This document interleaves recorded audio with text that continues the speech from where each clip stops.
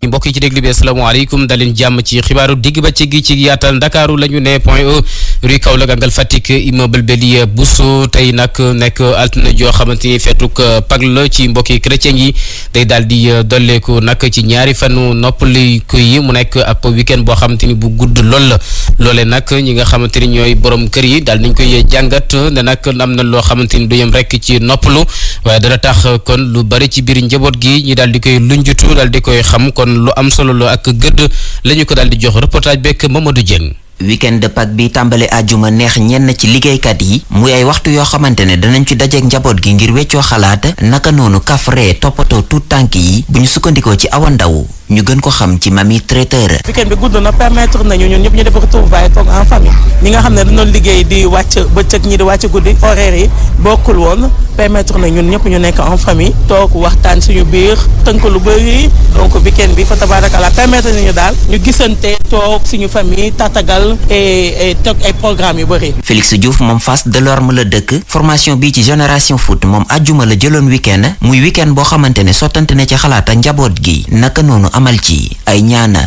On a pris un long week-end là de Pâques, d'autant plus que je suis catholique. waa week-end de Pâques bi guddoon na lool man catholique la loolu nag taxoon na ma weccoog njaboot gi ay xalaat bu baax a baax naka noonu itamit amal ay ñaan bu dee ci wàllum njaboot gi la moom toog nañu waxtaan kafre def itamit fête nekkoon na daal ay waxtu yoo xam ne amoon na solo lool ci man ndax yenn saa yi comme fan yi ñu weesu dundoon nañ jamono yoo xamante ne toog nañu ay fan yoo xamante ne daanaka amuñ jot ngir dellu si pour waxtaan ak njaboot gi. Ne permettait pas tellement d'être constamment en famille. Awa Ndaw di ci yokku ne waajur yi war nañ gën a sàkk jot ngir toppatoo yarum gone yi ci biir kër gi. wax dëgg yàlla ñenn ñuy bëri balaa ñuy wàcc fekk seen njaboot yi nelaw wala bu ñu xëyee bref rek la ñuy gisante ak seen njaboot yi kii xëy jaay ngi ak yooyu noonu nañ xool xale yi di leen xool di leen éduquer di leen teg ci yoon bañ leen bàyyi ak mbedd bi parce que mbedd bi dëgg la day yor waaye biir yaru biir kër bi éducation de base bi moo ëpp doole que éducation bi si mbedd bi c'est très important parce que xale moom mooy magu ëllëg. liggéey yi tax ba waajur yi di ñàkk yenn saa yi jotu kër gi weekend de Pâques bi guddoon loola waaye mu nekk bànneex ci ñenn ci liggéeykat yi ndax taxoon na ñu dellu si ci kër gi waxtaan kafre naka noonu amal ay ñaana. ñu ngi ndokkeel communauté chrétienne yi yëpp di leen wax ne lépp liñ fi ñaan yàlla na ko yàlla nangu. ñi laal bant doole sant yàlla bu baax a baax ngir waxtaani wàllug mbas mi ak it nag ñaari fan yile gisuñu mu faat benn bakkan donte ne sax mu ngay wéy di tëral ay doomu aadama ñi yeewaaleeg mu suba ak tey gile dem na ci juróom-benn fukk ak juróom-ñeenti doomu aadama ñi def xayma bi ak docteur El Hadji Mamadou Ndiaye. ci junni ak ñeent téeméer ak ñaar fukk ak benn test yi ñu def juróom-benn fukk ak juróom-ñeent ñoo ci positif yooyu am nañ ci juróom-benn fukk ak juróom-ñeent positif yooyu am nañ ci ñaar fukk ak juróom-ñeent cas contact yooyu mooy ñi jot ci mbas mi fekk te ñoo jaxasoo woon ak ñu yore doomu jàngoro ji amuñ ci benn cas bu jógee bitim réew waaye am nañ ci ñeent fukk ñi nga xam ne ñoom la ñu tuddee cas communautaire ñooñu mooy ñu jot ci mbas mi fekk xamuñ fi ñu ko jëlee walla ki leen ko wàll juróom-ñett fukk ak ñett si malade yi ñu entré woon hôpital ak ñu doon topp ci biir kër yi wér nañu bés ni ki tey dinañu génn bu si yàlla ànde ñaar fukk ak juróom-ñett malade ñoo nekk réanimation amul benn malade bu ñàkk bakkanam bu su démb dibéer ñeent fan ci weeru avril bi ñu nekk ñeneen ñi des hôpital ak ñu topp ci biir kër yi ñu ngi am tan ci bésu tey dalee ko ci kaw bu njëkk ba Sénégal wëññi na fanweeri junni ak juróom-ñeent fukk ak ñett ñi nga xam ne jot nañ ci doomu jàngoro ji ci ñooñu fanweeri junni ak juróom-ñaar téeméer ak juróom-benn fukk ak juróom-ñaar wér nañ si junni ak juróom-benn fukk ak ñett ñoo ñàkk seen bakkan mu des ñaar téeméer ak juróom-benn fukk ak ñaar si lalu hôpital yi ak malade yi nga xam ne ñu leen topp ci biir kër yi ministère de la santé et de l'action sociale mu ngi leen di xamal tamit bi campagne vaccination bi ñu jagleel mbas mi dooree ba léegi ñu jot a ñàkku ñu ngi toll ci ñett téeméer ak juróomi junni yu teg ñett téeméer ak juróom-benn fukk ak ñeent. ñu watali diwaanu ko Tambacounda waxtaanee fa wàllu jàng ak jàngale mu nekk ak fànn guy laati gaaf ak lompoñ loolee nag secrétaire général bu ODS doon nëpp ab syndicat moo fa doon amal ab nemmeeku leneen lu mu sàkku nag ci gouvernement bi mooy rek programme gi nga xam ne dañ fi ko tëraloon yi rek fexe ba ab mbaar dootu amati ci wàllu ko l'école bi loole nag gis nañu ne kon daanaka demul dikk boobaak léegi te moo ne foofee lañ ko jëmale woon dugal fa alal ju takku muy laaj ñi daal di koy càmbar ba lépp laar ñi léegi lu Ibrahima Wane ci micro Ousseynou Sow. li ñuy jooytu mooy lenteur yi maanaam war a am sa këyit pour avancer parce que ñun këyit moo ñuy may xaalis moo ñu avancer loo nga avancer ñu téye sa këyit beneen mbir bi ci topp mooy système de rémunération suñu solde dafa faible parce que dañu am nañu tuddi le point indiciaire dañ ko bloqué depuis 2011 à 50 te boobu dañ ko war a yóbbu actuellement lu mu dee waroon na egg ba 70 ndax suñu salaire mën a yëg parce que ñun loolu rek moo ñu amuñu feneen fu ñu amee xaalis lu ci suñu solde beneen bi ci topp mooy DMC yi depuis avril ba léegi depuis 2010 dañ ko téye boo xoolee tey jii 2014 plateforme bi joxoon nañu ay parcelles ODES signé ko ci protocole ba léegi gouvernement bi nanguñ jox ay parcelles les questions pédagogiques sont là donc situation bi métti na moo tax ñu génnee ñu teg suñu plateforme teg ko ci table gouvernement bi pour mun a jàkkaarloo ñoom ay abri provisoire yu parewul bâtiment yi nga xam ne tabax nañ ko bu yàgg eggalewuñ ko finalement gars yi transformé ko ay abri moo tax programme zéro abri provisoire bi ñu doon wax noonu defe naa daal ay caaxaan la parce que ba léegi abri yi dafa gën a bëri ci àll bi war nañ ko auditer ñu évaluer ñu xool ñi dénkoon mbir moom lan lañ ci liggéey ñu jël état bi jël ay responsabilité su leen waree sanctionné mu sanctionné. lépp luy xibaar mu ngeen ko am ci biir rajo. ñu watali Laniar nekk ab gox ca Bawol askan wa foofule nag ñu ngay toggoo ca nokki jafe-jafe rawatina ñi nga xamante ni ñoo di ndaw ñi ak jigéen ñi ak li nga xamante mooy jëm ci wàllug xëy ndaxam ngir daal di jàng boobale rëx-rëx ñu ngi cay demee ci seen doole yi bopp bokk na ci waa groupement bile di bokk jom ak it nag mu daal di dajale ay nit yoo xamante ni lee dañoo bëgg sukkandiku ci seen doole ak la ñuy foraatee ko si néew ci seen njëndameek njaay mi ak la nga xamante ni ñu ngi ciy daan seen doole ba keroog nguur gi di leen ci fekk si ñi fekki ci Bawol góor a ndaglu Laniar di gox bu soriwul dara commune Njaareem fii jigéen ñi di def seen kéemtulaay kàttan ngir suqali koom-koom bi tax ñu amal poste fa seen cee soppi ñam yi ñuy bayee ci dëkk bi lee donte loolee sabab ba du leen lu dul fexe ba am seen i koppar yi bopp Seynabou Diop. ñàkk moyen moo tax ñu daal di defar suñu poste bi di ci cuub léegi ñoo ngi cuub ñoo ngi ñaw ñoo ngi def daal tout moyen yoo xam ne mën nañoo may xaalis boo xam ne mën nañ ko dugal ci poste bi ndax bi ñu commencé lii ak léegi ñun jigéen ñi def nañu téeméeri junni ci poste bi pour nga xam ne suñu poste bi daal dañoo fas yéene mu dem ci kanam ndax am na moyen yoo xam ne buñ ko mën daam ñun ñoo koy wutal suñu bopp léegi nag ñu boole di téeméeri jigéen ak fukk ak juróom ñoo ngi yëndu fii ñii di ñaw luñ ci jaay jël bénéfice bi dem dugal ci poste bi. soxna si yokku ca ne jotuñu benn financement bu ñu teg ci seen i loxo donte ñu ngi def seen kéemtulaay kàttan ngir faj seen i soxla. xanaa tool yi nga xam ne moom la ñu góor ñuy daggal waaye pour suñu toolu bopp boo xam ne dañ ko am pour toolu mbootaay kooku moom amuñu ko waaye nag am nañu tool yoo xam ne lu mu néew na wala bu nawetee ñu daggal la dara bu ko defee bu ñu béyee ba nga xam ne bett wàcc na ñu ne léegi kenn ku ne na dindi ci sa mbéy loo indi nga indi sa paanu bisaab indi sa juróomi kilo dugub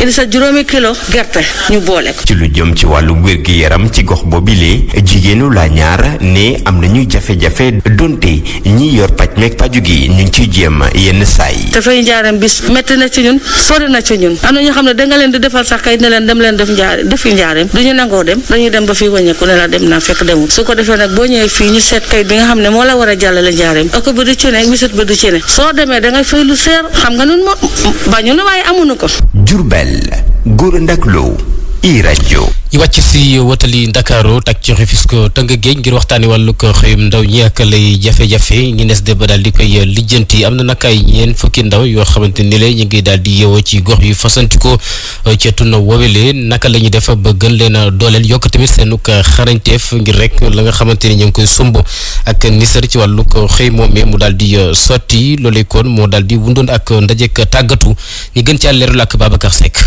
ab lël yokk xam-xam ñu jagleel ko ndaw ñi jigéen ñi ak ñi ànd ak laago ngir ñu jàngal leen naka la ñu def ba mën a am seen liggéey te duñ ci xaar kenn kuréel gi di African Leader Factory tàmbali na ko ci Diamniadio Gora Sylla mooy coordonnateur national bu ALFI. ñoo bëgg diisoo en tant que ay ndaw ñu nga xam ne tey pare nañu pour impacter de façon positive dëkk bi nga xam ne fa la ñu dëkk l'État mënul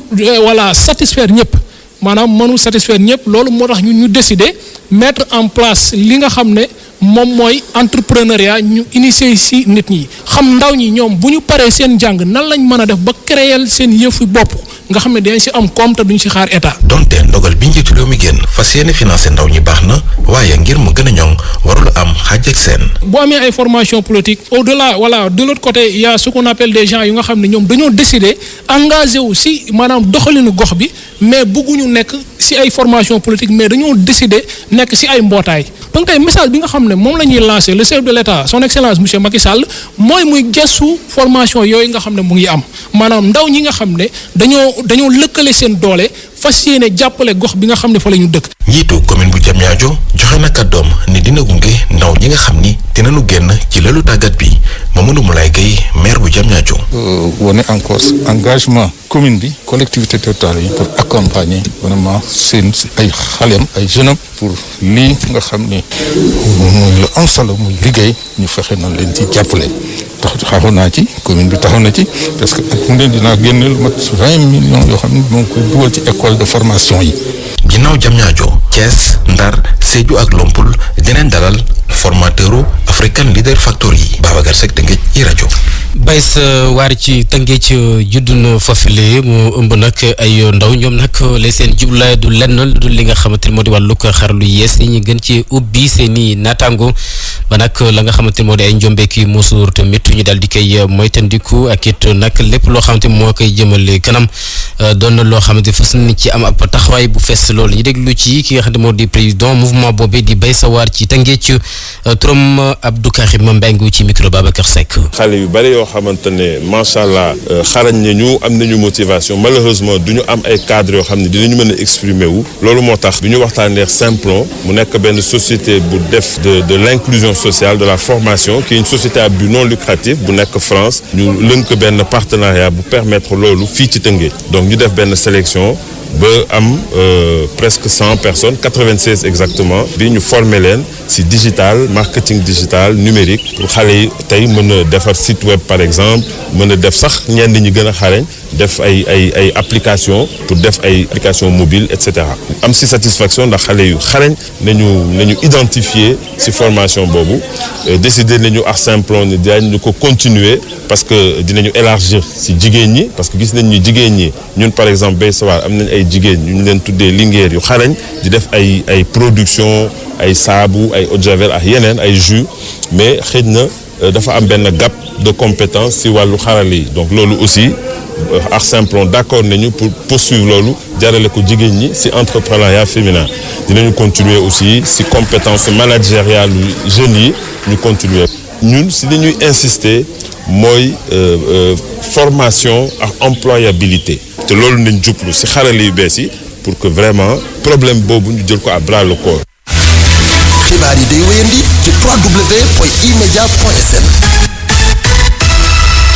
ñu watali ci Ourossogui foofee lañ fay waxtaanee mi ngi jëm rek ci ndombay tànk chef de village loolee nag dañ ko fa dindi woon waaye nag ay nit yoo xamante ni nee nañu naam ci dëkk ba la ñu cosaanoo waaye nag dañoo demoon bitim réew daani seen doole ñu dellu si waat rek ne loolee moom faw ñu daal di koy indiwaat mu nekk loo xamante ni nag tàmbali naa indi ak tërëdeek ak ñàkk dal ndax it nag ñi nga xamante ni ay mag lañu tànku ci génn nag kuréel damay xel lépp lu jëm ci wàllug jàmm ñi ngay jubbanti ak fel gémmi ñu ko ndaw yooyu le ne noonu nag la doon loo xamante ni le wax joo xamante waruñ ko woon a yëkk dañ ko war a teg fii suuf ndax it nag jamono joj la daal nañ koy weesu ak it nag démocratie li ñu dund ci milem réew ñu wutali Matam fekki fa Amadou Mar Diallo. bëgg indiwaat titre chef de village fii ci Ourossogui kuréel bu tudd collectif pour la paix de Ourossogui nangu ko benn yoon Abdourahmane Ba mooy seen porte parole. jamono yi ñu toll nii man defe naa affaire chef de village sax fàttoo nañ te ñu ngi sukkandiku si ay néeg yoo xam ne souvent ñu ngi koy wax juróom benn néeg waaye juróom benn néeg depuis 200 ans mais xanaa néeg yooyu war nañu yokk depuis 200 ans six maisons néeg cuudi jeegom depuis 200 ans xanaa war na yokku te décision bu noree am néeg yooyu ñoo war a def assemblée générale ñoom ñëpp ñu toog. pour Abdourahmane Ba dëkk bu mel nu Ourossogui ay tuuti nit mënuñu décider si kaw askan wi. te décision bu noree am néeg yooyu ñoo war a def assemblée générale ñoom ñëpp ñu toog ba jubóo si kaddu lii la ñuy defal lii la ñuy def mais du ay tuuti nit ñooy gis si biir ne di décider à la place de plus de combien de personnes de Ourossogui dindi affaire yu jongoro affaire chef de village te li si gën a bon li si gën a yéeme mooy naan ñii rek ñooy falu te ñii ñooy fal pour rendre compte ci Ourossogui ni mu bëri ay plus de 25,000 âmes ñetti nit wala ñeenti nit ñooy falu alors ñii ñooy leen di fal ñeneen ñi añoon def naa loolu nekkul luy jëmale dëkk bi ci kanam te li fi Ourossogui doon na commune vers 1990 tey jii nekk na dëkk bu mag looloo tax pour collectif bi affaire de chef de village recul démocratique la waaye mun na dem ba yàq kolere bu am diggante askan wi Matam Amadou Oumar Diallo iRadio. jaajëf Amadou Mar Diallo ñu waxtaanee wàllug bëre dóor démb kon ñi nga xamante ni ñoo sopp googale xeetu ko tàggat yaram ci réewum Sénégal demoon ci stade bu Pikine gontoon fa ba xaw fa fanaan mbetteel dong lañ fa daal di jëlee ndax it nag combat bi doxoon ci diggante Eumeu Sène ak Lac 2 saful géej saful yàpp ñi topp donte ne sax ki nga xamante ni moo di Lac 2 mujj na jël li nga xamante ni moom moo di ndam li ak it nag ci kaw ay avertissement ñu toppandikoo ko Cheikh Diop. daanaka yaakaar dafa tas ci làmb ju mag ñëpp doon xaar lu ci mënti xew am na mbégte ak kontante ci ñi fare ci Lac de Guiers 2 ca Géejawaay ñi ànd ak Lac 2 dañ ko yàgg gëm ñoom sax dañoo teel a ñëw fees dell ci buntu kër gi nataal bu mag bu Lac de Guiers 2 la ñu nemmeeku ci mbedd mi jëm ci buntu kër gi buñ fa egsee it am na beneen bu ñu toll buñ fa teg mbedd yi ñi ngi ko baare ngir bis bi loolee di wane rek ne am na solo lool ci jàkkaarloo bi nar a am ci diggante Lac de Guiers 2 ak Eumeu Sène donte ne naataangoom bi xarañ na lool ñoom yaakaar nañ bu baax ci seen mbër. victoire man bi yoon xam nga lu ma bëgg bëre yu ma daan bëre na bàyyi yooyu ànd bëre saay-saay moom laa bëgg tey waaw victoire rek laa bëgg ndam. ci biir mbooloo mi ñun di gën a nemmeeku bokk na ci ndaw ñi ñoom ñoo ñi it gëm nañu ne Lac de Guiers 2 dina sax jël revanche am ci kii di Eumeu Sène.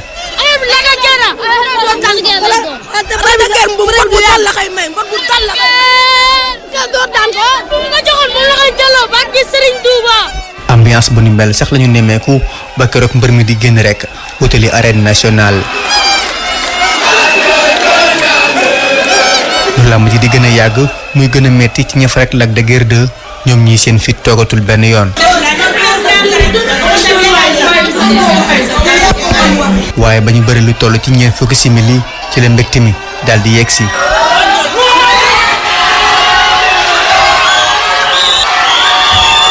Lac de Guiers 2 jël revanche am ci Eumeu Sène ci bés bu am solo muy bésu indépendance su Sénégal waalo bi sax am na ci jamono yi lu toll ci fukki ndam ak ñett ci fukki combat ak juróom-ñaar yi mu am. xibaaru bitim réew ci iRadio. maa ngi lay nuyu Papa Alioune Sarr. maa ngi lay fay Assane. waa yaa ngi ci jàmm sant bu baax a baax. waa groupe état islamique ay soxla ñu daal di fëgg ci Niger. waaw si armée nigérienne boobu nga xam ne am na sax ay.